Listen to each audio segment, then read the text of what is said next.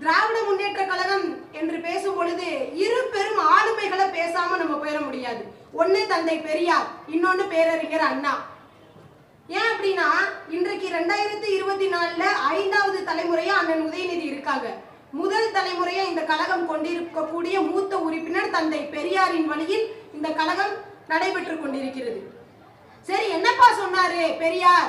ஏன் பெரியாரை இவங்க வழி நடத்தி அவருடைய கொள்கைகளை சித்தாந்தங்களை இந்த கழகம் பிடித்திருக்கிறது என்று சொன்னால், ஜாதி ரீதியாக மக்களை பிரிக்காதே அப்படின்னு சொல்றாரு தந்தை பெரியார். எப்ப சொல்றாரு? 1880 அவர் வாழ்ந்தக்கூடிய காலகட்டத்துல பார்ப்பனர்கள் மட்டுமே கோயிலுக்குள்ள போகணும், பொது கிணறுகளை குளங்களை ஒரு ஜாதி உயர்ந்த ஜாதி தான் பயன்படுத்தணும் அப்படின்னு சொல்லும் போது, அறுத்தா வர்றது எல்லாருக்கும் ரத்தம் சிவப்பு கலர் தாண்டா, அதனால யாரையும் பிரிக்காத, எல்லாரையும் ஒன்னா விடுற, ஏண்டா மனுஷ பிறவியா இருந்துகிட்டு இந்த அறிவு கூட இல்லாம இருக்க அப்படின்ற மாதிரி தன்னுடைய மொழி நடையில மக்கள்கிட்ட கருத்துக்களை கொண்டு போறாரு தந்தை பெரியார். அடுத்ததாக ஆணுக்கு இணைதான் பெண், பெண்ணுங்கிறவ வீட்டுல இருந்து சமைச்சு ஆண்களுக்கு சேவை செய்யக்கூடியவ இல்ல அப்படின்னு 1880களிலேயே பெரியாரினுடைய குரல் ஓங்குகிறது. இன்னைக்கு நம்ம ஆண்களுக்கு இணையா பெண்கள் இந்த நாற்காலியில உட்கார்ந்துருக்கோம் அப்படின்னு சொன்னாலே இதுக்கே ஒரு வரலாறு இருக்கு. சரிங்களா? அப்படி இன்னைக்கு எல்லா துறையிலும், காவல்துறையாக இருந்தாலும் சரி, விமானத்துறையாக இருந்தாலும் சரி, இராணுவ துறையாக இருந்தாலும் சரி, பெண்கள் ஆண்களுக்கு இணையாக தேர்ந்தெடுக்கப்பட்டு பணியில் அமர்த்தப்படுகிறார்கள் என்று சொன்னால், இந்த கழகமானது தந்தை பெரியாரின் வழியில் நடைபெறக்கூடிய ஒரு நல்லாட்சியாக இருக்கிறது. சரி, பெரியார் பேசிட்டாரு, அவருடைய காலகட்டத்துக்கு அப்புறம் அண்ணா ஏன் இதுக்குள்ள வர்றாரு? அண்ணா ஏன் பேசணும் அப்படின்னு கேட்டீங்களா, திராவிட முன்னேற்ற கழகத்தில் பெரியாரின் கொள்கைகளால் ஈர்க்கப்பட்டு அறிஞர் அண்ணா அவர்கள் இந்த நாட்டிற்காக மக்களுக்காக தன்னால முடிஞ்ச உதவிகளை முன்னெடுக்கணும் அப்படின்னு சொல்லி உள்ள வர்றாங்க. அண்ணான்னு சொன்னாலே மாநில சுயாட்சி தான். ஏன் மாநிலத்துக்கு தேவையான பொறுப்பை என்கிட்ட கொடு அப்படின்னு அண்ணா கேட்கிறாரு. எளிமையா சொல்லணும் அப்படின்னா, புத்தகத்தை வாசிக்கும் போது பார்த்தோம், தலைமை கழகத்துல இருக்கக்கூடிய ஒரு புல்லை பறிக்கணும், அடர்ந்த புல்லாயிருச்சு, அந்த புல்லுகளை பறிக்கணும். அப்போ இந்த புல்களை சுத்தம் செய் அப்படின்னு கலைஞர் சொல்றாரு. ஐயா கலைஞர் சொல்லும் போது சொல்றாங்க, இது ஒன்றிய அரசின் கட்டுப்பாட்டுக்குள்ள இருக்கு இந்த புல்வெளி, இதை நம்ம சுத்தம் செய்ய முடியாது, ஒன்றிய அரசுகிட்ட முறையான கடிதம் எழுதுங்க, அங்கிருந்து நமக்கு நீங்க சுத்தம் செய்யலாம் அப்படின்னு அனுமதி கொடுத்தா தான் நம்ம சுத்தம் செய்ய முடியும் அப்படின்னு சொல்றாங்க. அப்போ அந்த புல்வெளியில இருந்து ஒரு பாம்பு கடிச்சிச்சுன்னா இதுக்கான மருந்தை ஒன்றிய அரசு தான் அனுப்புமா எனக்கு அப்படின்னு ஒரு கேள்வியை வைக்கிறாரு. யோசிச்சு பாருங்க. அப்போ எனக்கான உரிமை, எனக்கான ஒரு சேவை, எனக்கான ஒரு தேவை என்னிடம் தான் இருக்கணும் அப்படின்ற ஒரு குரலை எழுப்பினவர் அறிஞர் அண்ணா அவர்கள். எளிமையா சொல்லணும், நம்ம எல்லாருக்கும் புரிகிற மாதிரி சொல்லணும்னா, தாழ்வான பகுதியில் இருக்கக்கூடிய ஒரு குடிசை, மிக மாட மாளிகையில் இருக்கக்கூடிய ஒரு சீமான்னு வச்சுக்கோங்க, அரசர். சரிங்களா? இப்போ அந்த குடிசை தீ பிடிச்சி எரியுதுன்னு வச்சுக்கோங்களேன், இந்த குடிசையில இருக்கக்கூடிய அந்த வழி என்னென்ன பொருள் சேதமாகும், அந்த குடிசை எரிஞ்சா பக்கத்து குடிசையும் எரிய ஆரம்பிச்சிடும். இந்த வழி எல்லாமே யாருக்கு தெரியும்னா பக்கத்து குடிசைக்காரனுக்கு தான் தெரியும் இல்லையா? ஆகா, அவன் வீட்டு தீ பிடிச்சிருச்சு, அடுத்து நம்ம வீடு தான்டா தீ பிடிக்க போகுது அப்படின்னு அவனுக்கு தான் அதனுடைய வலி அதிகமா இருக்கும். எங்கேயோ இருக்கக்கூடிய சீமானுக்கு அது பெருசா தெரியாது, ஏதோ நீங்க புகஞ்சுகிட்டு இருக்கு, அது என்ன தண்ணி ஊத்தி அமர்த்தி விடு அப்படின்ற அளவுக்கு இருக்கும். அப்போ மாநிலங்களுடைய உரிமையானது பக்கத்து மாநிலங்கள் இருக்கக்கூடியவருக்கும் அந்த மாநிலங்கள் இருக்கக்கூடியவங்களுக்கு தான் தெரியுமே தவிர ஒன்றிய அரசுக்கு ஒருபோதும் அது தெரிய போறது இல்ல. நீங்க நல்லா கவனிச்சீங்கன்னா, வயநாடு நிலச்சரிவா இருக்கலாம், அண்மையில நடைபெற்ற திருவண்ணாமலை மலை நிலச்சரிவா இருக்கலாம், நம்ம அவங்ககிட்ட கையேட்டி கேட்டுட்டு இருக்கோம், லெட்டர் எழுதிக்கிட்டு இருக்கோம், எங்களுக்கான நிதி உதவியை கொடுங்க, என் மக்கள் இவ்வளவு பாதிக்கப்பட்டிருக்காங்க, இதெல்லாம் நான் சரி செய்யணும், பொருளாதார நீதியா எங்களுக்கு நிதி உதவி தேவைப்படுது, எங்களுக்காக இவ்வளவு நிதியை ஒதுக்குங்க அப்படின்னு கேட்டுட்டு இருக்கோம். அப்போ இதைத்தான் என்ன பண்றாருன்னா அண்ணா முன்னெடுக்கிறார். மாநில சுயாட்சி என்பது அந்தந்த மாநிலங்களுக்கு கொடுக்க வேண்டும், ஒன்றிய அரசே அதை எங்களிடம் கொடு அப்படின்னு. இன்னைக்கு நம்மளுடைய தலைவர் தளபதியார் அவர்கள் 100 ஆண்டுகளை இந்த கழகம் தொடுவதற்கு முன் மாநில சுயாட்சியை நாம் பெறுவோம் என்ற வாக்குறுதியை நம்ம முன்னாடி சொல்லியிருக்காங்க. அப்போ எத்தகைய ஒரு ஆளுமை மிக்க மனிதர்களை இந்த கழகம் எடுத்திருக்கு நீங்க பார்க்கணும். அறிஞர் அண்ணாக்கு அப்புறம் அவருடைய தம்பியாகிய கலைஞர் ஐயா வர்றாரு ஆட்சிக்கு. கலைஞர் ஐயா முற்றிலுமாக அண்ணாவினுடைய கொள்கைகளை ஏற்றுக்கொண்ட முழு மனதார தம்பியா செயல்படுறாரு. இன்னைக்கு சென்னையிலே பார்க்கலாம், ஒரு நவீன கட்டமைப்பா இருக்கு இந்த சென்னை.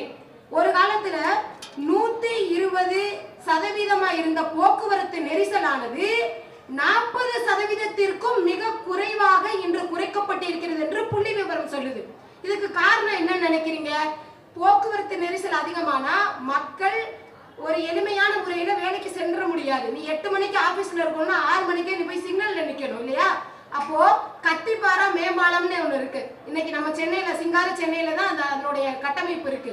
வியக்கத்தக்க முறையில இருக்கு. யாருமே நிக்க வேணாம், நீ எளிமையான முறையில நீ போகக்கூடிய இடத்துக்கு போ அப்படின்ற மாதிரி நம்மளுடைய திராவிட முன்னேற்ற கழக ஆட்சி பொறுப்புல இருந்த போது கட்டப்பட்டது.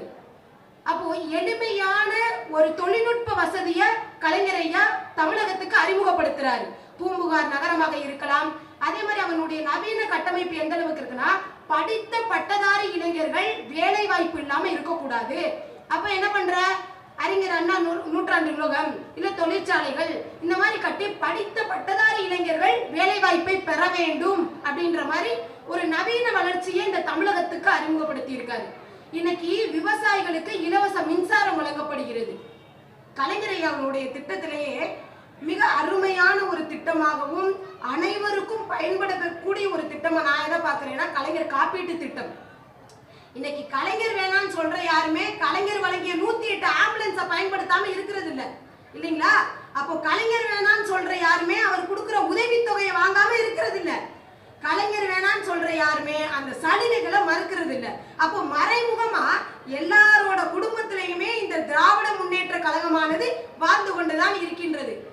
இன்னைக்கு மருத்துவ செலவு காப்பீட்டு திட்டத்தின் மூலம் நீங்கள் உள்ள போகும்போது முழுமையாக குறைக்கக்கூடிய ஒரு சூழலாக இருக்கிறது. புற்றுநோய்க்கு இன்னைக்கு செலவிடக்கூடிய மருத்துவ செலவு லட்சக்கணக்கில் ஆகும். அதை இவ்வளவு நம்ம வரையறைக்குள்ள கொண்டு வர முடியாது.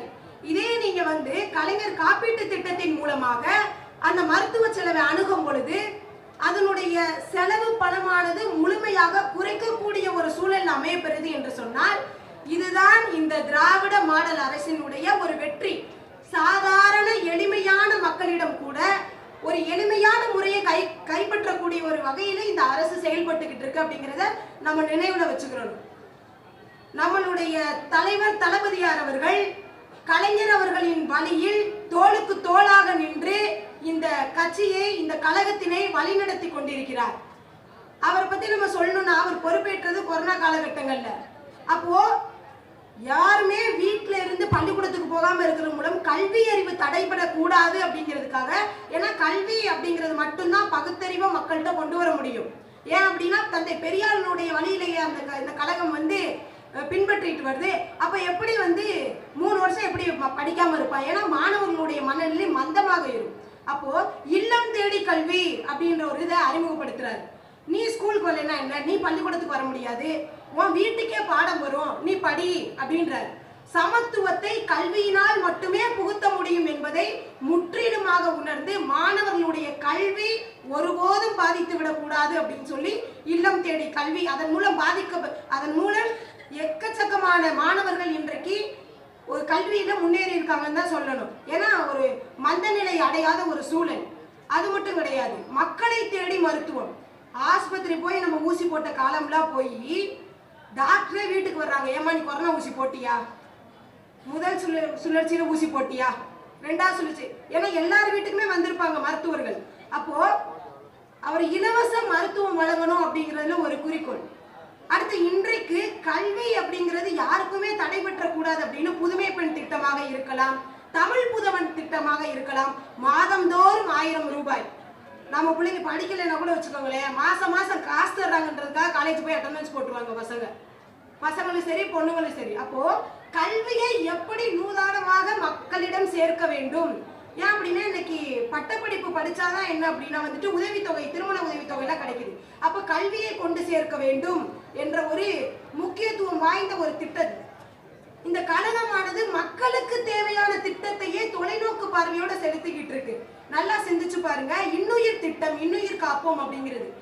பொதுவா விபத்துல யாராவது விழுந்து கிடந்தா நம்ம என்ன பண்ணுவோம், நமக்கு எதுக்கு இதுல தேவையே இல்லை, தொட்டா கேஸ் ஆகி போயிடும், நம்ம பாட்டுக்கு போயிடுவோம் அப்படின்ற இந்த சூழல் போய் இன்னைக்கு விபத்தில் அடிபட்டவர்களை நீங்கள் மருத்துவமனைக்கு கொண்டு போய் சேர்த்தீங்க அப்படின்னா அந்த சேர்க்கப்பட்ட நபருக்கு 5000 ரூபாய் உதவித்தொகையாக வழங்கப்படும்.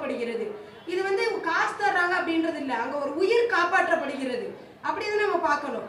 அப்போ மக்களுக்கு எது தேவை அப்படிங்கிறத இந்த திராவிட முன்னேற்ற கழகமானது மிகவும் நுணுக்கமாக நம்மிடம் கொண்டு வந்து சேர்க்கிறது.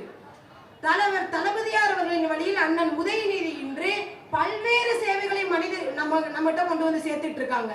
ஒன்று, அவர் இளைஞரணி செயலாளராக இருக்கிறார். மற்றொன்று, தமிழ்நாட்டின் விளையாட்டுத்துறை அமைச்சராக இருக்கின்றார். அடுத்தபடியாக துணை முதல்வராக பொறுப்பேற்றிருக்கின்றார். இளைஞரணி செயலாளர் என்று சொல்லும் போது இல்லந்தோறும் இளைஞர்கள் இந்த உறுப்பினராக இணைய வேண்டும் என்ற ஒரு திட்டத்தை அறிமுகப்படுத்தி இருக்கிறார். அடுத்ததாக எங்களை போன்ற இளம் பேச்சாளர்களை அவர் இளைஞரின் மூலமாக கண்டெடுக்கப்பட்டு இன்று மாவட்டம் தோறும் பேச்சாளர்கள் பேசிக் கொண்டிருக்கிறார்கள். துணை முதல்வர் என்று சொல்லும் பொழுது இதுவரை எந்த ஆட்சியிலையுமே திருநங்கைகளுக்கு ரேஷன் கார்டு அப்படின்றது இல்லவே இல்லை. எல்லாரும் ஆண் பெண் யோசிச்சதை தாண்டி மாற்றுத்திறனாளிகள் திருநங்கைகள் என்று தனித்துவமாக யோசிச்சவர் நம்மளுடைய அண்ணன் உதயநிதி அவர்கள். சரிங்களா? இது ஒரு தனி பெரும் ஒரு மாற்றத்தையே இந்த சமூகத்துல ஏற்படுத்துது. அப்போ இந்த உலகத்துல மூன்றாம் பாலினமாக இருக்கக்கூடிய திருநங்கைகளுக்கு எந்த ஒரு அரசுமே அவ்வளவு சலுகைகள் கொடுக்கல. அவங்களுக்கு எல்லாருக்கும் சாதாரணமா கிடைக்கக்கூடிய அரிசி பருப்பு இத்தனை வருஷமா அவங்களுக்கு கிடைக்கல. இந்த கழகத்தினுடைய ஆட்சியில் கிடைக்கப்பட்டிருக்கிறது என்று சொன்னால் இது மாபெரும் தனித்துவம் வாய்ந்த கழகம் என்பதை நாம் முதலில் உணர்ந்து கொள்ள வேண்டும். இன்னும் இந்த கழகம் நமக்கு பல்வேறு சேவைகளை செய்வதற்காக காத்து கொண்டிருக்கிறது. இத்தகைய கழகத்திற்கு நாம் செய்ய வேண்டியதெல்லாம் ஒன்று மட்டும்தான். 2026 சட்டமன்ற தேர்தலில் ஒரு அமோக வெற்றியை கொடுப்பது மட்டும்தான் இதற்கு நாம் திருப்பி அளிக்கக்கூடிய ஒரு நன்றியாக இருக்கும். உங்களுக்கான முதல்வரை நீங்கள் திரையில் தேட வேண்டாம், தரையில் தேடுங்கள். அது எங்கள் தலைவர் தளபதியார் மட்டுமே என்று சொல்லி 2026 மட்டுமல்ல 2031 திராவிட முன்னேற்ற கழகத்தினால் ஆட்சி அமைய போகின்றது என்று சொல்லி நல்லதொரு வாய்ப்புக்கு நன்றி பாராட்டி விடைபெறுகின்றேன். நன்றி, வணக்கம்.